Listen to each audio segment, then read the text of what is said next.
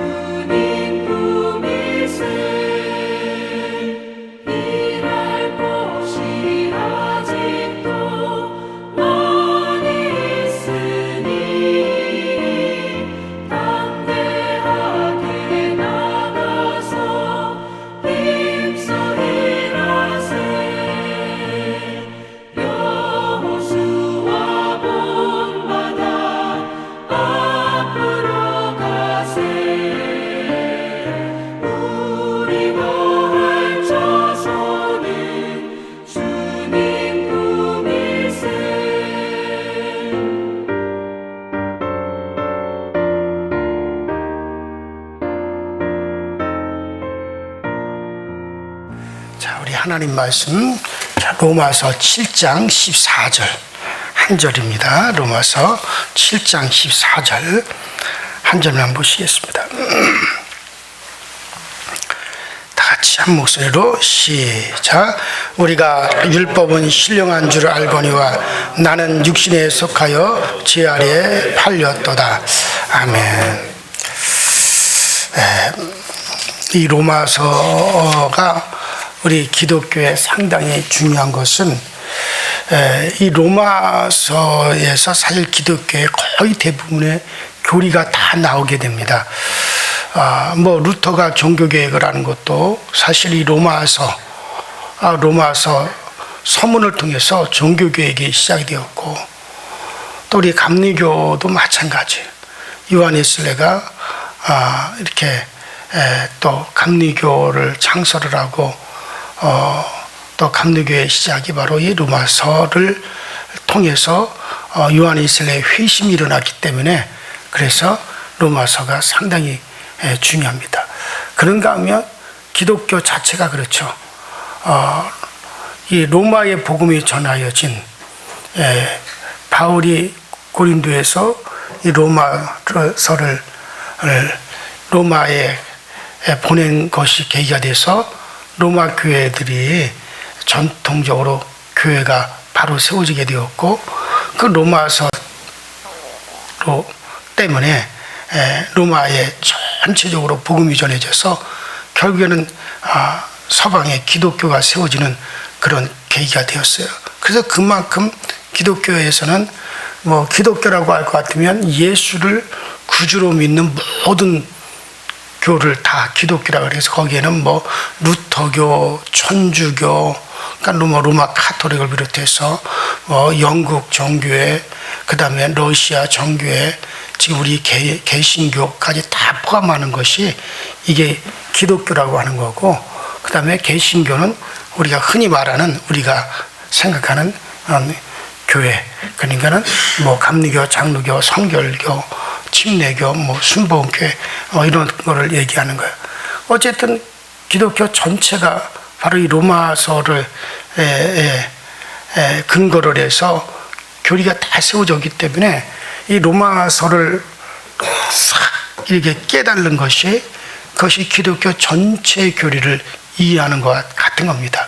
그래서 이 로마서 강의를 하면서 이게 뭐 이스라엘 백성들이 구름 기둥을 따라 앞으로 갔다 뒤로 갔다 옆으로 갔다 하듯이 이 로마서가 앞으로 막 쭉쭉쭉쭉 그냥 막 쉽게 나갈 수 있는 그런 게 아니에요. 어느 목사님은 로마서만 가지고 20년 동안 설교를 했다 그래요. 주일 설교를 비롯해서 모든 설교를.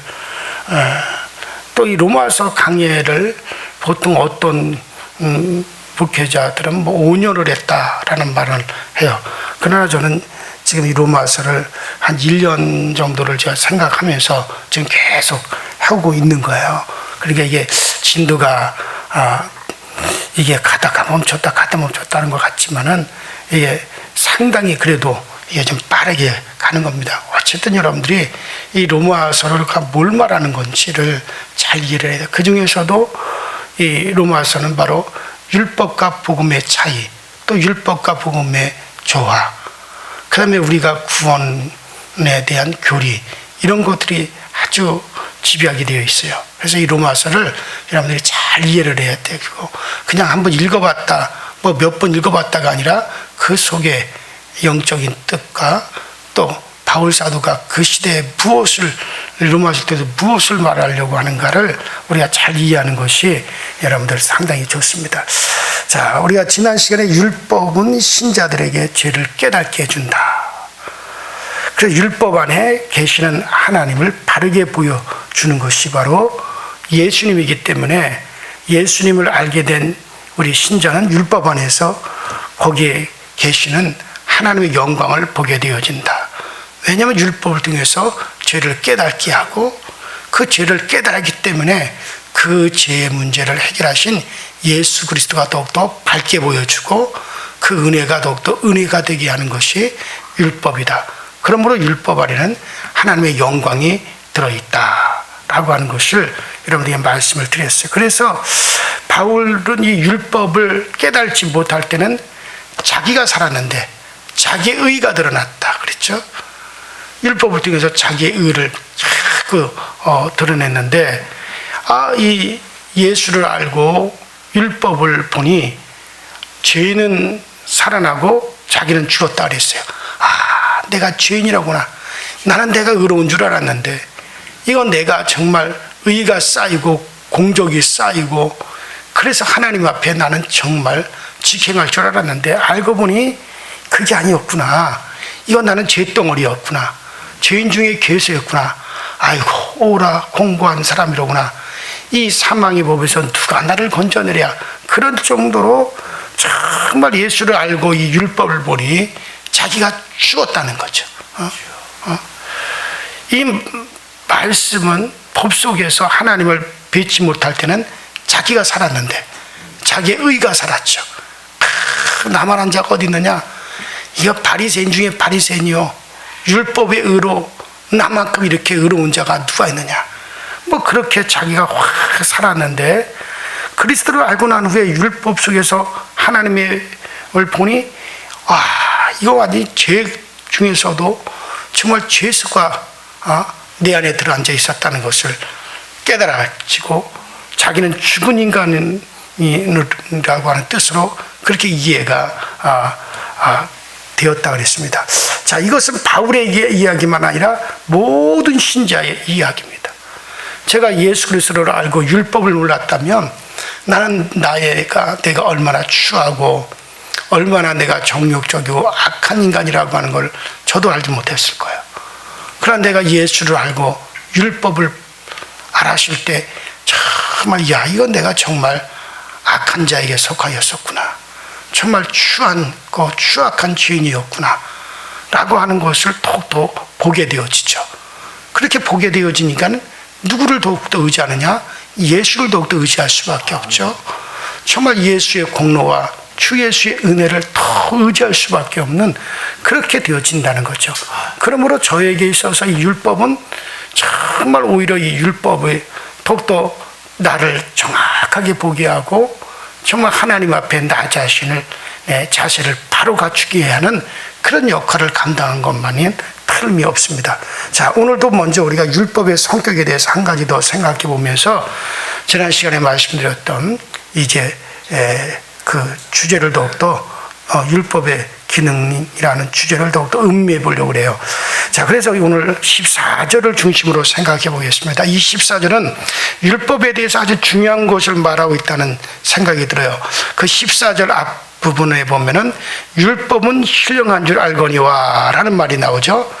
자, 따라합시다. 신령한 줄 알거니와. 자, 그렇다면 이 신령한 줄 알거니와라는 게 이게 무슨 말입니까? 이 말은 율법의 성격을 획기적으로 새롭게 바울 사도가 우리에게 말해주는 것이다 라는 생각이 듭니다. 여러분들, 율법이 신령하다, 우리 그렇게 생각하지 않잖아요.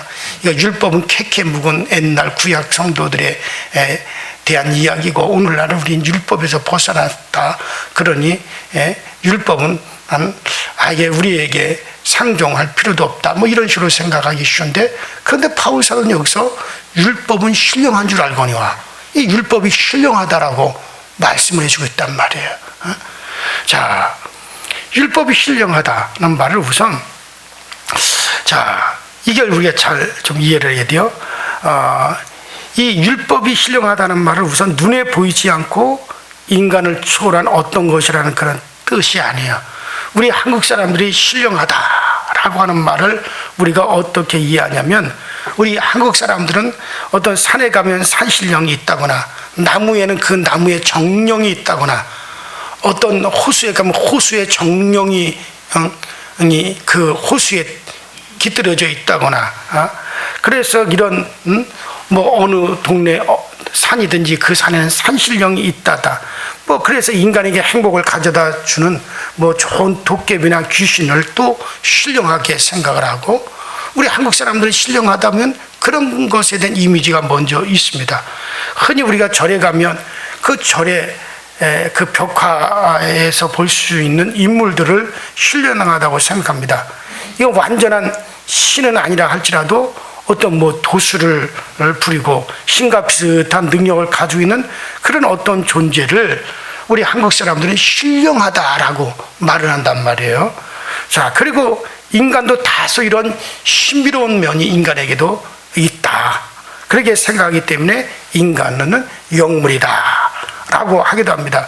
그래서 죽은 인간을 숭배하게 되기도 하고, 자, 이렇게 대체적으로 이런 것들을 우리 한국 사람들은 신령하다라고 생각하는데, 그걸 신령하다라고 하는 이미지로 이렇게 머릿속에 갖고 있죠. 그러나 여기서 율법은 신령한 줄 알거니와 할 때 이 신령하다는 것은 그런 뜻을 말하는 게 아니에요. 그런 신령한 걸 말하는 게 아니라, 여기서 신령하다는 말은 따라합시다. 성령을 가리키는 겁니다. 그러니까 성령적이다라는 뜻으로 이해하시면 될 겁니다.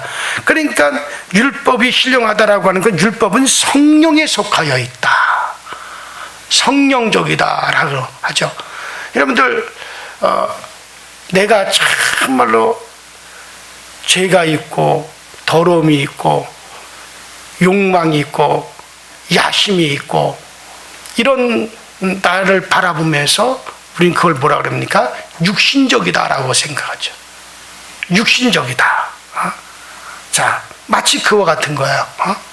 그러니까 육신에 속하여, 내가 육신에 속하여 정말 어떤 인간의 탐욕과 어떤 욕망에 사로잡히고 야망을 이루려고 하고 뭔가를 누르고 짓누르고 탈취하고 쟁취하려고 한다. 그래서 이런 것들이 다 육신에게서 나오고 육에 속하였다. 그래서 사도 바울은 이런 것들을 뭐라고 합니까? 육신적이다라고 말을 하죠. 자, 그러니까 성령적이다라고 하는 말은 그 반대예요. 하나님을 알게 하고 하나님의 뜻을 세우고 하나님의 영광을 드러내고 세상을 이기고 세상을 극복하고 이런 것들을 우리는 뭐라고 합니까? 성령적이다. 왜? 성령은 그런 일을 하니까. 그와 반대로 세상에 더욱더 속하게 하고 세상 것을 사랑하게 하고 더욱더 욕망을 가지게 하는 것은 그것은 뭡니까? 이건 육신이 하는 일이란 말이에요. 그래서 그런 것을 가리켜 우리는 뭐라 그래요? 육신적이다 라고 말을 하죠. 자, 그런데 이와 같이 율법은 성령적이라는 이 사실은 그냥 바울 사도가 나는 육신에 속하여 내가 죄 아래에 팔렸었도다. 알고 보니 내가 다 육신의 욕망만을 이루려고 하는 거였구나. 내가 하나님을 섬긴다는 것이 이게 결국 육신의 욕망을 위한 것이었구나. 그래서 내가 육신에 팔려 죄 아래에 속하였도다. 그래서 육신적이다라고 그렇게 바울이 말하는 것과 대비되는 말이 뭡니까? 그것이 바로 성령적이다라는 말이에요. 그래서 이 성령적, 그러니까 육신적이라는 말은 죄를 지을 수밖에 없는 인간의 타락성, 그런 타락하는 성격을 의미하는 거고, 그래서 하나님을 대적하고 하나님과 반대로 하려고 하는 인간의 성격, 이것을 육신적이다라고 말을 한다면, 그래서 이 육은 하나님의 보냄을 받은 성령과 반대 개념이에요. 성령은 하나님을 믿게 하고 하나님의 뜻을 따라가도록 하고 하나님께 감사하고 하나님의 영광을 드러내고 세상을 이제에서 우리가 나오게 하고, 이게 바로 성령님께서 하신 일이겠죠.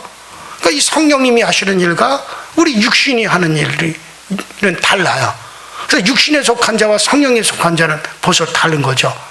여러분들이 과거 우리는 다 육신에 속하여 육의 일만 바라보고 세상 일을 바라보고 세상 것만을 추구했던 사람들이에요. 이건 육신적이었어요. 그러나 이거 어느덧 나를 돌아보니 하늘의 것을 우리가 생각하고 하늘의 소망을 두고 하늘의 영광을 바라보고 세상 것은 우리가 포기하고 주 예수 그리스도만 바라본다 이거예요. 이거 뭡니까? 성령적이 된 거죠. 그래서 우리는 과거 육신적에서 성령적으로 되어진 거죠.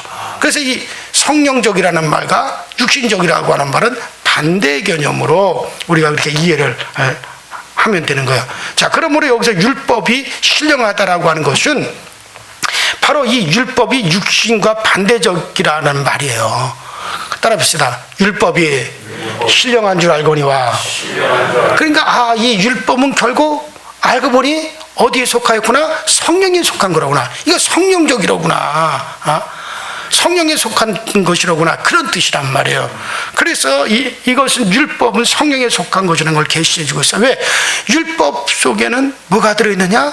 세상을 멀리하게 하고 나를 세상으로부터 자꾸 구별을 하고 세상 것을 쫓아가지 아니하게 하고 하나님을 바라보게 하고 나를 하나님께 속하게 해주는 그런 것들이 율법에 들어있구나. 그러므로 율법은 뭐냐? 신령한 것인 줄 내가 알았다. 그렇게 바울이 고백을 합니다. 자, 그러면 성령에 속한 것이 뭐냐? 자, 지난 시간에 우리가 생각했듯이 성령은 예수를 통해서 인간에게 오신 하나님을 잘 보여주고 있어요. 성령은 예수의 십자가와 부활을 통해서 예수 그리스도가 바로 하나님이 보내신 바로 하나님의 아들이라고 하는 이것을 증거합니다. 주 예수는 창조주요, 예수는 바로 보이는 하나님이십니다.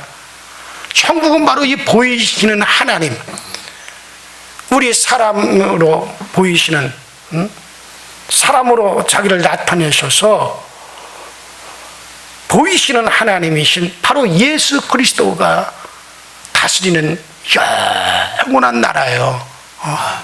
그것이 영계예요. 그래서 여러분들은 예수가 바로 보이는 바로 그 하나님으로 우리가 고백하지 않으면 그 나라에 들어갈 수 없어요. 그 나라의 주인이 바로 그 예수신데, 예수를 그렇게 고백하지 아니하고서는 우리가 그 나라에 합당하지 못한 거야. 이 말은 바로 뭡니까? 누구든지 나로 말미암지 않고는 바로 아버지께로 갈 수가 없다. 누구든지 나로 말미암지 않고는 그 나라에 들어갈 수가 없다. 바로 왜? 그 나라가 바로 그 예수 그리스도께서 다스리시는 나라란 말이야. 그 예수가 바로 보이시는 하나님이에요. 우리는 예수를 통해서 영원히 하나님을 만납니다. 우리가 만나는 그 하나님 바로 예수 그리스도시단 말이에요. 자, 그렇기 때문에 성령은 예수의 십자가와 부활을 통해서 예수가 바로 하나님이 보내신 바로 그분이요, 바로 우리에게 보이시는 영을 우리가 봐야 되는 바로 그 하나님이라고 하는 거, 바로 구주요 창조주이신 것을 우리에게 보여주시는 분이 누구십니까? 성령이시란 말이에요. 그러므로 이 사도는 율법이 신령하다라고 하는 거예요. 고린도전서 10장 1절에 보면 구약의 이스라엘이 광야에서 먹은 만나와 물을 그리스도로부터 받아 먹고 마신 신령한 음료요, 신령한 양식이라고 그랬습니다. 이렇기 때문에 이것을 신령한 양식이요, 신령한 음료라고 그랬어요. 그래서 구약의 이스라엘 백성들이 먹은 만나와 이스라엘 백성들이 광야에서 마신 물을 신령한 음료, 신령한 양식이라고 그랬어요. 왜 그걸 갖다 신령한 음료, 신령한 양식이라고 했습니까? 그것은 바로 그리스도 예수로 말미암아 왔다는 거죠. 바로 예수는 우리에게 영원한 양식이요, 영원한 음료로다, 이 말을 얘기한 거죠. 그래서 우리를 그리스도에게 속하게 만들어주는 모든 것들은 다 신령한 겁니다. 이는 곧 율법을 통해서 세상과 조금 가지 얘기한 대로 율법은 우리를 세상과 자꾸 구별하게 하고 세상에서 정말 하나님을 바라보게 하고, 결국 율법은 우리를 누구에게로 안내하느냐? 예수에게로 안내하죠. 그래서 율법을 통해서 죄를 깨달을수록 이 죄의 문제를 어떻게 해결할고, 이 죄의 사망의 몸에서 어떻게 내가 나올고, 내가 한 가지 깨달았다. 그것은 바로 우리 주 예수 그리스도로 말미암아 우리에게 이김이 되게 하시는 그 하나님께 내가 감사하노라. 그래서 바로 지난 시간에 얘기한 대로 내가 맹장이 걸려 죽게 된 거로구나 라는 걸 깨달았으면 자기가 스스로 의사를 찾아가듯이 이 율법을 통해서 죄를 깨달은 자들은 결국 이 죄의 문제를 해결할 수 있는 분은 단 한 분, 하나님 보내신 예수밖에 없으니 예수에게로 결국 찾아오게 만들잖아요. 그러므로 이 율법을 뭐라고 합니까? 신령한 것이다. 신령한 것이다. 자, 이런 말씀을 보면 구약의 율법이 성령에 속한 것이다 라고 하는 이 말씀은 참으로 분명한 겁니다. 그 속에도 은혜와 구원을 이야기하고 있는 것이 분명합니다. 이렇기 때문에 오늘 바울 사도는 율법은 신령한 것에 속한 것인 줄 내가 알았다. 율법은 성령적인 거죠. 인간은 자꾸 이 율법으로 말미암아 구원을 받으려고 그러고 율법으로 자기가 의로워지려고 착각을 하기는 했지만은 율법은 성령에 속한 것인 것이 그래서 틀림없습니다. 그러므로 율법은 법적인 것이 아니라 은혜로운 것입니다. 더욱더 예수 그리스도의 은혜를 은혜되게 만들어 주고 있는 것이죠. 율법의 이러한 면은 바로 하나님의 영광을 우리에게 보여줍니다. 그래서 이러한 율법을 대하게 될 때 신자는 자기의 죄를 보게 되고 인간의 죄를 보게 됩니다. 인간은 정말 할 수 있는 것이 아무것도 없는 죄인이로구나. 하나님만이 구원의 역사를 이루시는 분이로구나. 하나님께로부터 보내신 받은 그 예수 그리스도의 은혜로 말미암아 우리가 하나님 앞에 서는구나. 나의 삶을 변화시킬 분은 결국 그 예수 한 분뿐이로구나. 이것을 밝히 우리에게 보여줘요. 그래서 정말 이 율법은 그래서 우리에게 신령한 것이요 성령적이 되어지는 겁니다. 그래 어떤 사람은 율법은 완고하고 딱딱한 것이고 사람에게 정죄와 죽음만 선고하는 무서운 것으로 생각하는 그런 경향이 있습니다. 하지만 바울은 이러한 견해가 옳은 것이 아니다. 예수를 알고 율법을 보면 그 율법이 신령한 것이요 그 율법이 결국 우리를 예수에게로 안내하는 것이요 이 율법은 결국 우리로 하여금 세상과 우리를 구별해내는 그런 힘이 있다. 그래서 이 율법이 우리 성도들에게 꼭 필요로 한 것이라고 하는 것을 바울은 이야기를 해주고 있습니다. 그래요. 그래서 여러분들 율법이 우리를 대신해서 예수께서 대신 담당하게 했어요. 여러분 율법이 없다면 그리스도 예수께서 우리의 죄를 담당하시는 일도 없을 거예요. 율법이 우리를 정죄하여 죄인으로 선고했기 때문에 우리를 그 죄를 그리스도께서 대신 담당한 것이지. 여러분들 율법으로 우리가 정죄를 받지 않았다면 우리는 그리스도께서 대신 담당해 주는 것도 없고 그저 율법을 통해서 자기가 의로워지려고 하다가 결국에는 우리는 의로워질 수 없는 인간이 그대로 우리는 다 지옥으로 떨어질 거예요.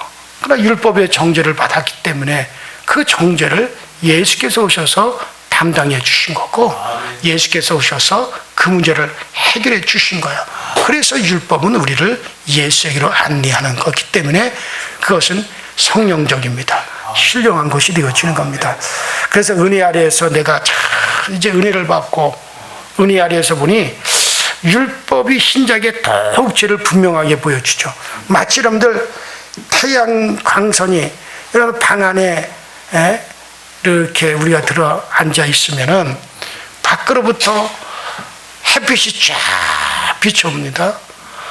밖으로부터 햇빛이 쫙 비춰올 때 그 햇빛이 딱 비춰올 때 그 햇빛에 비춰질 때 방 안을 이렇게 보아보세요. 먼지들이 얼마나 많습니까? 그렇죠?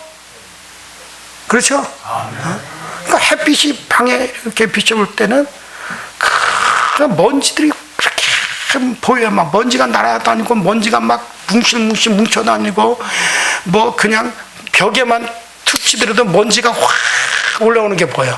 햇빛이 비춰지는 그 햇빛의 광선이 이렇게 보면 그런데 그 햇빛이 비춰지지 않으면 전혀 보이지 않고 방 안이 참 깨끗하고 공기가 맑고 방 안이 너무너무 깨끗하죠.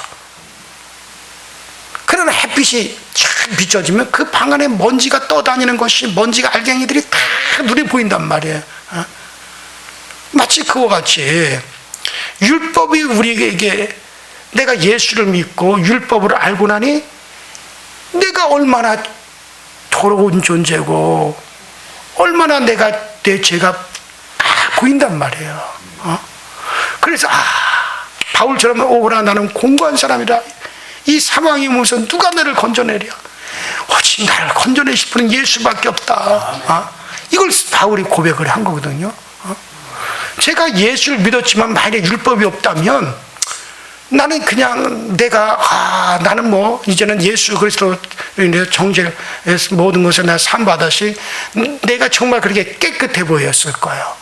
그러나 예수를 알고 율법을 통해서 읽을 때마다 나는 나 자신이 밝히 보여지기 때문에 더욱더 예수에게 겸손히 꿇어엎드릴 수밖에 없고 시간이 가면 갈수록 더욱더 예수 그리스도의 은혜가 새로워질 수밖에 없는 거야. 이게 보여지니까 그게 율법은 그래. 자, 모세가 시내산에 올라가서 10가지 십계명을 받았어요. 그게 율법의 시작입니다. 율법의 기본을 이루고 있어요. 그리고 그 시내산에서 612가지인가요? 612가지의 또 율법을 받습니다. 사실 그것이 율법의 전체적인 근간이에요. 실질적인 그게 율법이란 말이에요. 하나님이 직접 우리에게 주신 율법이란 말이야. 물론 이제 그 후에 그 율법 10계명 플러스 612가지의 율법에서 교훈의 교훈이 더해져서 그것이 6,000가지가 되고 그것이 이제 또 32,000가지가 되어지고 그렇게 번져 나가는 거예요. 그러나 실질적인 율법은 612가지 10계명 플러스 10계명이 가장 근간을 이루는 거예요. 이것은 여러분들 정말 그 율법이 구약의 그 같은 율법을 통해서 우리는 나의 죄가 된 것을 더 보게 하고 더욱더 주 예수의 은혜가 정말 더욱더 우리께 새롭게 들어오게 되어지는 겁니다. 그래요. 그러므로 여러분들 정말 성령의 인도로 율법이 내 안에서 이루어짐을 보고 기뻐하고 율법을 이제 우리가 선택하여 지킴으로 신령한 생활을 하기 때문에 우리에게 유익을 가져다 주게 되어집니다. 그러게 여러분들 율법은 보게 하는 거예요. 더욱더 나의 죄를 보게 하는 거예요. 그러나 또 그리고 얼마나 이 세상이 더러운지도 보게 합니다. 그러나 성령은 이기고 또 지키게 만들어요. 내가 죄인인 것을 보고 정말 내가 얼마나 흉한가 악한가를 보게 만들어주죠. 그런데 또 이 성령은 뭘 하시느냐? 너희가 그런 죄인이라 할지라도 그리스도께서 너희를 담당하시고 이제는 하나님이 너희를 영광 중에 이끌어 주시고 너희를 이끌어가고 계시고 그러므로 그것을 극복하고 또 하나님의 은혜 앞에 서게 만들어 주시고 그래서 이 율법을 통해서 또 성령이 역사하기 때문에 우리는 결국 뭐만 드러내냐? 예수만 더욱더 드러내게 하고 하나님의 영광을 드러내게 하는 그 역할을 우리가 감당해서 신령한 생활을 하게 하고 있는 겁니다. 그러므로 오늘 여러분들에게 말씀드린 율법의 기능에 또 새로운 한 가지가 뭡니까? 따라합시다. 율법은 신령한 것이다. 그래요. 이것을 잘 이해할 수 있기를 바라고 정말 성령과 율법의 아름다운 조화로 말미암아 더욱더 그리스도의 은혜가 여러분들에게 확 드러날 수 있게 되기를 주의 이름으로 축원합니다. 우리 시간에 다 같이 주여 한번 부르시고 합심하여 통속으로 기도하시다 자리에 들어가시다. 오늘 수요 3일 예배 때 만나도록 하겠습니다. 다 같이 주여 한번 부릅니다. 주여 전능하신 하나님 아버지 주님 은혜와 주의 성령에 감사드립니다. 날마다 주님의 은혜 가운데 있게 하시고 주 예수를 더욱더 바라보게 하시니 더 참으로 감사드립니다. 오직 예수만이 나의 힘이시오 예수만이 나의 능력이시오 예수만이 나의 권능이 되시오니 주 예수 위에는 다른 것이 없고 예수 위에는 다른 아버지 우리가 길이 없습니다. 오직 주님만이 나의 정말 구주인 것을 아버지 이것을 당하는 모든 악한 세력들은 지옥에서 나오는 세력들입니다. 이 모든 것들이 다 지구로 다 던져지고 아버지 오직 우리에게 신령한 은혜만이 더욱더 남게 하여 주옵소서. 아버지 오늘도 우리 아버지께로부터 성령의 감동이 옵니다. 천군 천사들을 돕는 아버지 영적인 은혜가 우리에게 아버지 다가오고 있습니다. 저 천국에서 아버지 비춰오는 성령의 감동의 역사 성령의 그 충만함의 역사가 오늘도 우리 가운데 크게 일어나며 우리의 내면 깊은 곳에 두신 하나님의 영으로 말미암아 오늘도 우리가 천국으로부터 흘러들어오는 그 모든 영적인 교류 영의 흐름을 통해서 아버지 하나님 우리의 내면으로 스며드는 그 같은 아버지 하나님 저 천국의 아버지 하나님 신령한 영적인 흐름이 오늘도 우리 가운데 충만하게 하여 주시고 아버지 그러나 저 아버지 지옥으로부터 흘러오는 악한 영들의 흐름이 오늘 우리 가운데 차단되게 하시고 악한 영들 저렇게 지극히 악기적이고 마귀적인 흉악한 원수들은 아버지 우리 가운데서 다 떠나가 더 지옥으로 다시 다 던져지고 오직 우리에게는 주 예수 그리스도의 그 은혜만이 풍성하게 드러날 수 있도록 아버지 오늘도 아버지 성령으로 우리의 내면을 지켜주시고 아버지 오늘도 아버지 천군 천사들을 아버지 오늘 우리에게 파송시켜 주시고 우리를 아버지 돕는 역사 있게 하시고 오늘도 우리의 영적인 흐름이 신령한 것으로 아버지 흘러갈 수 있도록 우리에게 아버지 아름다운 아버지 선한 영들이 오늘 우리를 돕는 역사가 되어 나타나시도록 주여 도우시고 주여 역사여 주옵소서. 성령님 도와주옵소서. 성령여 더욱더 신령한 곳에 속하도록 우리를 이끌어 주시옵소서. 아버지 우리가 육신의 주옵소서. 육신적인 사람이 되지 말고 아버지 우리 모두가 아버지 하나님여 정말 아버지 신령한 곳에 속하여 아버지 성령적인 사람들이 다 되어지게 하여 주옵소서. 오늘도 아버지 그리스도의 영광이 풍성하게 드러나고 주님의 영광이 더욱더 풍성해지시도록 주여 도와주옵소서. 우리가 하나님의 말씀을 깊이 있게 잘 이해하고 말씀을 깊이 있게 잘 깨달아가시는 저희 모두가 되어지게 하시고 아버지의 말씀이 우리 가운데 힘이 되고 아버지의 말씀이 우리 가운데 능력이 되고 아버지의 말씀이 우리 가운데 권능이 되어지고 이 아버지의 말씀으로 오늘도 우리가 아버지 하나님의 충만한 생활 충격한 생활을 하시고 주님께서 도우시고 주님께서 우리의 영계로 인도하여 주옵소서. 성령님과 붙잡아 주옵소서. 우리 모든 성도들이 아버지 신령한 곳에 속한 영적인 기도가 있게 하여 주시고 아버지 성령에 속하여 아버지 성령이 아버지 속한 강력한 기도가 우리 가운데 터쳐나오시도록 주여 도우시고 주여 역사하여 주옵소서.